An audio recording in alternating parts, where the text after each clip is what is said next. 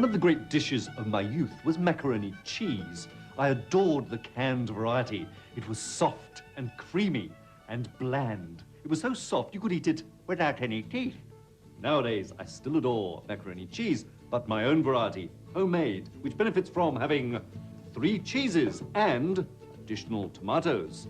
So on the menu today in Consuming Passions, it's macaroni, 3 cheese and tomato. To the macaroni first. As you can see, I'm not using macaroni at all. Rather, I'm using penne. It's much better, it's thinner, it's got a bigger hole, and it's made with the same durum wheat semolina. This is cooked in lots of rapidly boiling salted water until it's just al dente, to the tooth. About 400 grams for 5 to 6 people. Now, to the tomatoes. 2 or 3 ripe tomatoes, which I cut into thin slices.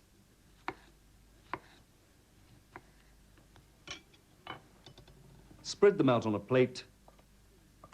Sprinkle with a little salt, tiny amount, and a little sugar.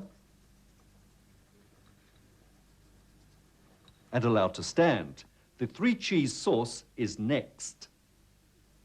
Into a saucepan goes a small piece of unsalted butter, or you could use a margarine substitute.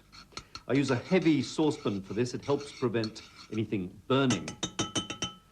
This is melted before I add corn flour, otherwise known as corn starch in some countries. This will make up a basic roux, which is spelt R-O-U-X like roux, but is pronounced roux. By the way, this sort of roux mixture can be stored in the refrigerator and added to liquids that need thickening, such as stocks. I cook this roux gently for 3 or 4 minutes before adding milk, which I add a drop at a time. If I wanted to speed up the process, I could have pre-warmed the milk, but there's no rush here, and I'm using a reduced fat milk. Now, although this is looking lumpy at the moment, it won't be for long. And I keep adding so that the sauce will eventually have the ratio of about 40 grams of butter to a tablespoon and a half of corn flour to about a couple of cups of milk. Oh, and if you're wondering about my fabulous stirrer, it is in fact a Tasmanian spurtle. Originally from Scotland, they used to use it to stir porridge.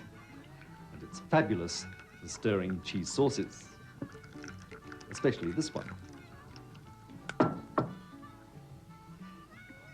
Now, once it's nicely thickened, I can start adding my cheeses. And the first cheese is cheddar, the single most popular cheese in the world. I also use mozzarella for its fabulous texture.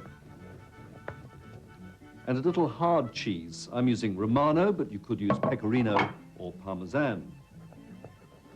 These are all stirred well into the mixture. The aromas are fantastic.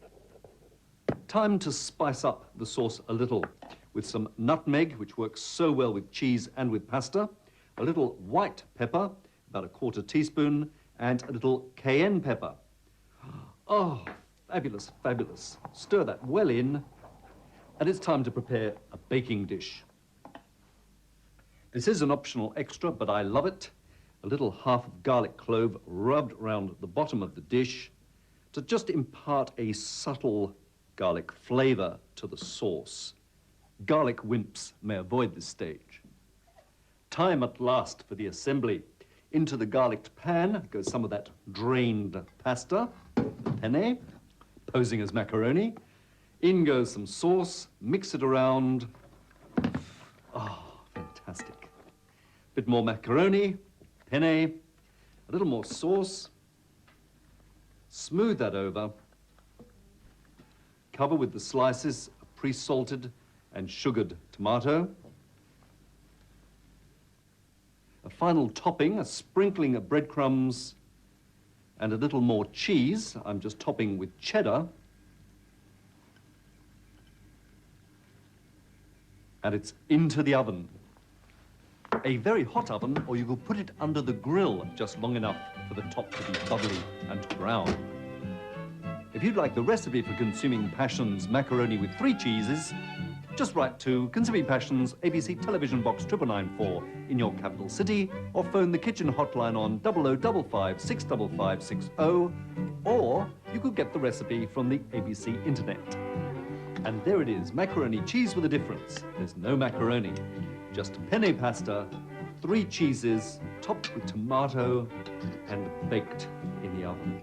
And of course, to accompany such a dish, rich as it is, it's a good idea to have a salad, some fresh bread, and possibly a glass of red wine, Australian, of course.